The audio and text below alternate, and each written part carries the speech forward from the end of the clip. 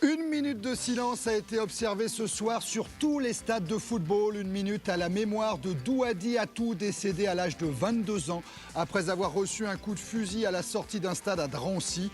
Toutes les rencontres de la Ligue de Paris ont été purement et simplement annulées, y compris les matchs amicaux.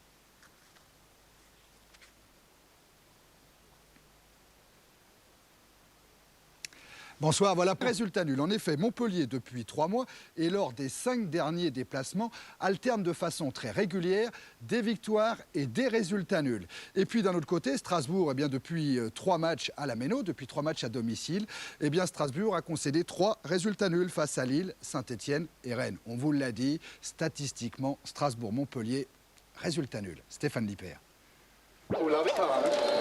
C'est qui ça?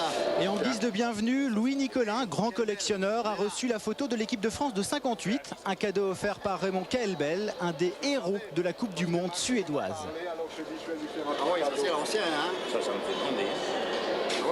Malgré sa quarantaine de sélections, Sauzé n'a jamais disputé de mondial. Les coups francs, en revanche, il connaît. Et première alerte pour Flukinger. Sauzé replacé par Jean Dupeux au milieu du terrain. Divers au repos, Sanchez sur le banc. Montpellier a musclé son entrejeu, mais les Alsaciens parviennent à le perforer.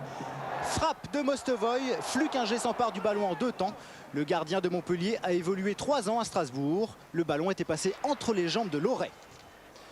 Mis à l'écart ces dernières semaines, Bruno Alicart veut prouver qu'il reste un des défenseurs les plus rapides du championnat.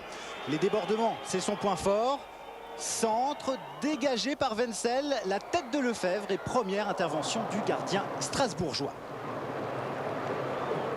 Strasbourg domine sur un rythme soutenu, mais par séquence on retrouve le Montpellier de la saison dernière. Débordement de Bonicel pour la tête de Jaffo et grosse frayeur pour Strasbourg à 5 minutes de la pause. La réplique est immédiate, Gravelaine pour Mostovoy, feinte, il va frapper, retour in extremis d'un défenseur, geste magnifique du Russe et le retour de Derzakarian a été déterminant. La deuxième période vient de reprendre, corner, Régis surgit et c'est le poteau qui sauve Montpellier. Le ton de cette deuxième mi-temps est donné. Mais les Blancs ne s'en laissent pas compter. Carotti, par exemple, auteur d'un but au match aller, sur cette frappe puissante, il manque de récidiver.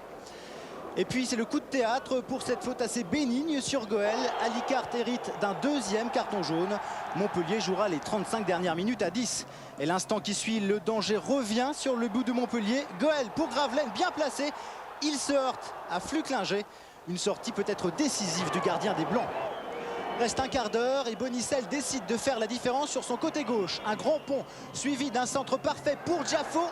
Le contrôle laisse à désirer. C'était peut-être bien la balle de match.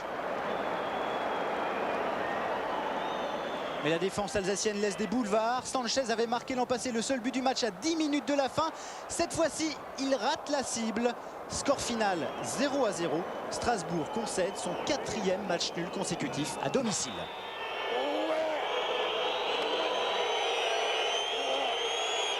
Michel Mézier est heureux.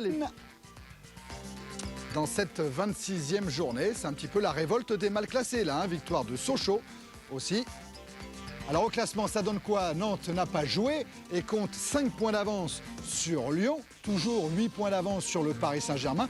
Mais Auxerre est en train de reprendre une place européenne. C'était Cannes qui occupait cette place auparavant. Attention, Lens joue demain, bien entendu. Deuxième partie du tableau, Bastia, Caen, Sochaux sont en position de relégable. Classement des buteurs, Loco doit se méfier de Caveglia qui revient à 2 longueurs. Wedek est toujours 3e, apparition de Maurice de Lasland qui est là et qui a marqué également ce soir. Le programme, alors jeudi 23 février, soirée spéciale sur Canal, ce sera un duplex. Vous verrez en direct les 2 rencontres, Saint-Etienne-Nantes et Paris Saint-Germain-Lyon. Une soirée qui débutera pour le football à 20h15. Mais avant, il y aura un grand match de basket, c'est Limoges en Coupe.